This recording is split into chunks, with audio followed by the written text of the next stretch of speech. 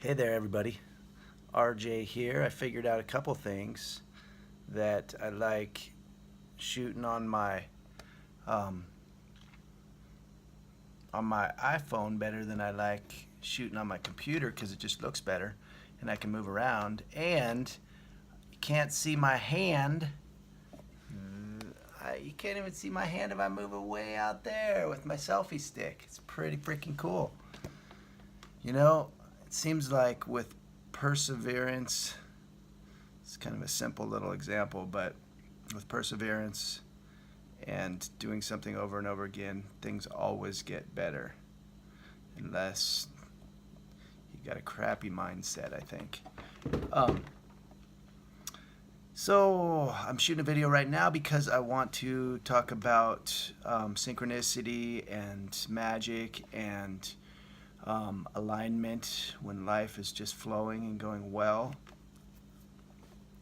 Which past couple days I've just been a little bit shut down and feeling depressed. So, you know, I'm doing really well in the grand scheme of things lately, or just overall. So, still incredible things happening every day. And at the same time, you know, I dip into some darker places and just feeling crappy. So, anyways, I was just at the Briar Patch in Grass Valley, which is, if you don't know what that is, I'm in Northern California, and I'm up in the foothills of the Sierra Nevada, and I am living in this little community, which I think is a pretty magical little bubble as far as the community of people that migrate here and gravitate here are generally pretty interesting. Just interesting, creative, eclectic, eccentric, and that group also mixed with all kinds of every kind of person that you can imagine is up here. You know, it's just a really cool place. So that's where I am, and I grew up here in Auburn, and up here my first 40 years of my life were up in the foothills, and then I moved away for about 11, went down to Sonoma County and needed to build a business and make some money, and I did that, and now I'm back, and I'm just kind of chilling, looking for my next adventure. So today, just as a topic of you know, just when things are feeling good, and you know, when I'm coming out of a little funk and just getting out a little and connecting with some people, I can go to the Briar Patch, and that place is always so awesome. Primarily because I know a lot of people here, and a lot of people that are really cool and conscious and present people that like to connect and like to share from their hearts and like to be true and like to be honest and like to be real. So I went over to the Briar Patch today after meeting with my friend earlier. I shot a video earlier in my van, and this is my second video of the day. But you know, I ran into a guy that I wasn't super close with, but whenever I connect with him, generally at the river or just a quick hello in town, or when I was working at the Briar Patch, which I worked there off and on for a few years when I lived here years ago, I always really enjoyed seeing him because he was just a heartfelt, true man that felt to me like a man. You know, he's just a solid and interesting guy, and I've seen him once since I've moved back, and that was a few weeks ago, and I was so excited to see him. And you know, just today when I saw him, we both stopped and we were happy to see each other again, and he had something to share with me about something in our interaction a few weeks ago that he was holding on to because he felt some, I don't know, I'll just guess, some shame, or just like he had communicated in a way that he didn't feel entirely great about. But we talked today, and you know, what he shared with me I didn't remember as far as what happened in our last communication, But I had an opposite experience of he walked off carrying something like he regretted, and I walked off from our first seeing each other after all those years so delighted and just happy that I had reconnected with him. And then today when I saw him, I was just super happy to see him. So we cleared whatever up that he was carrying, what he had and what he wanted to share with me. And then we just talked a bit. And what came up for us is he had spent some time over the past few years with his parents who have passed. And he talked about that a little bit and what that was like for him last time we met. And then this time I had mentioned this time that between last time I saw him and now, my mom has died. And it was, I shared it with him and it seemed pretty light. And he said, wow, it took me 2 years after his mom had died to not be out in public and bringing her up with friends and then having tears and emotions come for him because he had a really deep connection with his mom and was there with her for quite a while, taking care of her before she passed.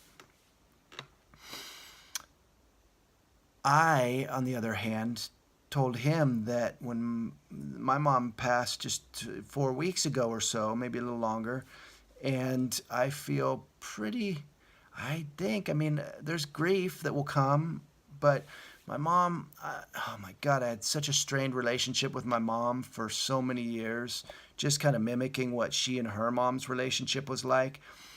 And it was crappy, and it was hard, and it was painful, and I just felt awful trying to connect with her over the years because I wasn't being received, and that's what I want. I think I want to from my parents and my family and everybody, friends, whatever. I always want to be received, and I've spent my entire life trying to be the best person that I can so people will like me. That's kind of something that I learned because I never really got it from my parents, and so it set me on this course of wanting to be received in life. So I couldn't get that from my mom.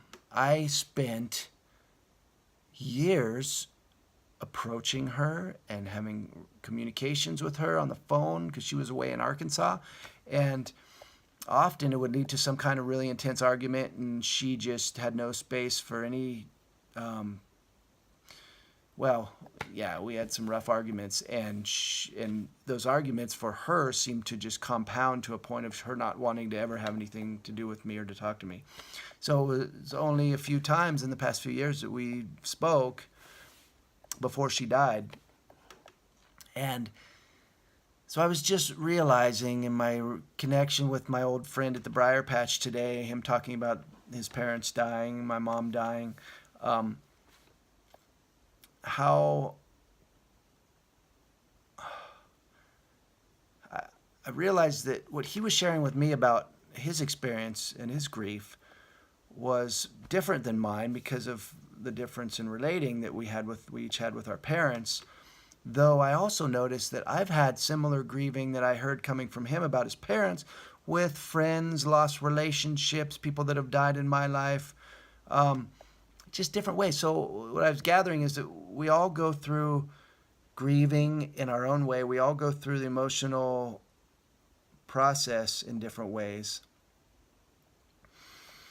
But it's also very similar. And we're emotional beings. We're humans. We're all humans. Well, who knows? There may be some aliens out there. But, we're humans that feel emotions.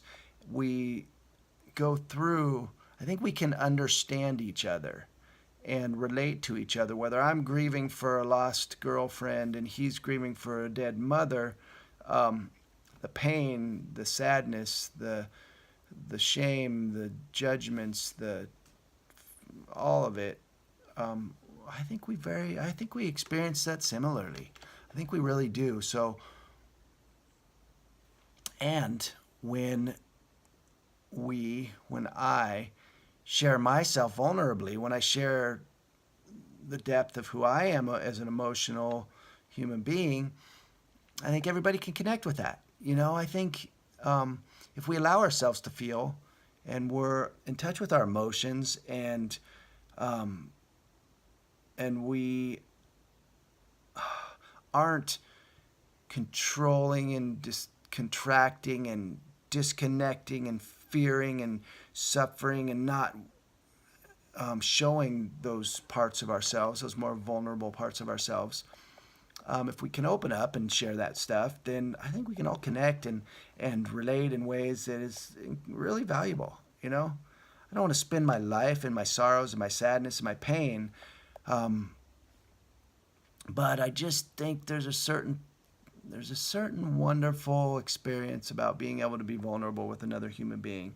And back to Grass Valley, Nevada City, and my experience here, the community that I developed here and growing up, and the acquaintances and the people that I know, um, for the most part, are people that are deep feelers and are real and honest and true with how they approach life. And it just brings a richness and a wonderful experience, whether I'm feeling like absolute shit or if I'm totally happy and delighted. I feel comfortable to express that here, to express all of who I am.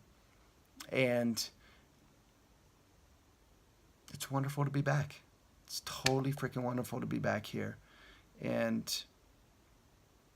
I'm grateful for all the people that I know and all the friends that I have, and that I've grown up over the past 11 years away in ways that is allowing me to connect even more deeply, vulnerably with some of my acquaintances and connections and friends of the past up here in the foothills. So